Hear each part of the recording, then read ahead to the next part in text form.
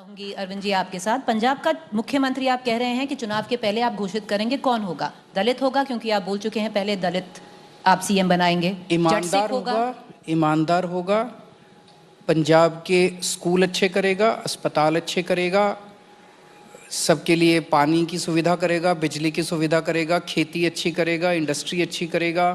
ईमानदार सरकार देगा, करेगा, करेगी तो नहीं है, वो तय करेगी भी हो सकता है। वो तय हो गया है। अब आप बहुत डिटेल में मत जाइए, उसकी हाइट कितनी होगी, उसका वेट कितना होगा। तो करेगी भी हो सकती है। अच्छा आदमी, अच्छी औरत होगी। अरविंद जी, क्योंकि आपने स्पष्ट किया कि आपको दिल्ली से बहुत ज़्यादा प्यार है और दिल्ली से ही मुझे मेरे देश से प्यार है। चलिए, आपको देश से प्यार है, आप देशभक्त हैं, लेकिन अरविंद केजरीवाल पर सबसे बड़ा आरोप ये लगता है कि वो ब्लेम गेम बहुत खेलते हैं। जब भी उन पर कोई सीधी बात आती है वो सेंटर पर डाल देते हैं। वैक्सीनेशन की बात आई तो उन्होंने कहा कि कम डोजेज है, पोल्यूशन की बात आई तो उन्होंने कहा कि सुप्रीम कोर्ट को संज्ञान लेना चाहिए, तो सुप्रीम कोर्ट ने संज्ञान लिया, लेकिन सुप्रीम कोर्ट ने ये भी कहा कि दिल्ली के स्कूल्स नहीं खुलने चाहिए थे। इसको लेकर अभी 1-2 दिन पहले ही ये सुप्रीम कोर्ट की तरफ से कहा गया है। तो ये जो डाइवर्जन शिफ्ट हमेशा मुद्दों को लेकर रहती है, इससे कब दिल्ली वालों को निजात मिलेगी? मैंने तो कभी ब्लेम नहीं किया। अभी आपका पूरा स्टेटमेंट आप देखो, ये सारे आपने मेरे ऊपर झूठे आरोप लगा रखे हैं कि आपने ये कहा, आपने ये कहा। मैंने तो ऐसा कभी भी कुछ नहीं कहा। जैसे अभी आपने कहा कि सुप्रीम कोर्ट संज्ञान ले, मैंने तो कभी नहीं कहा सुप्रीम कोर्ट संज्ञान ले। मैंने तो कभी वैक्सीनेशन की कमी है तो हम कहेंगे कि कमी है। देखो, मैं आपको छोटा सा उदाहरण देता हूँ। जब कोरोना की सेकेंड वेव आई, सेकेंड वेव में ऑक्सीजन की कमी हुई।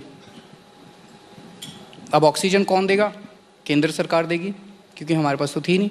तो हमने कहा ऑक्सीजन दो, ऑक्सीजन दो। अब आपको कोई ब्लेम गेम कर रहा है, लेकिन हम इतने चिल्लाए ऑक्सीजन दो, ऑक्सीजन दो, ऑक्सीजन, कि ऑक्सीजन आ गई। फिर अगर हम नहीं चिल्लाते तो आपके लिए ऑक्सीजन कैसे आती? तो माँ भी अपने बच्चे को दूध तभी पिलाती है जब बच्चा रोता है। हम रोए, हम चिल्लाए, हमने वो 3-4 रातें जो हैं मेरे लिए इमोशनली बहुत ज़्यादा पेनफुल थी।